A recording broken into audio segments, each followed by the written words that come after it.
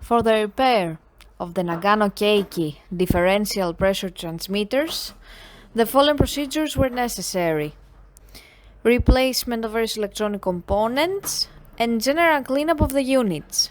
For testing, we add some pressurized air as power supply and as input signal. By manipulating the input signal, the unit responds accordingly, and we can see the output signal on the water columns.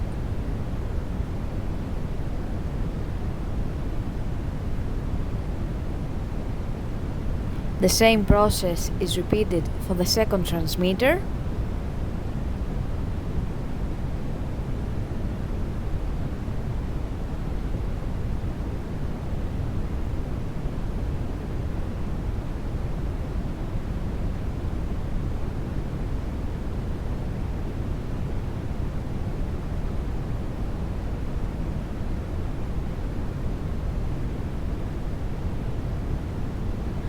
As well as the third.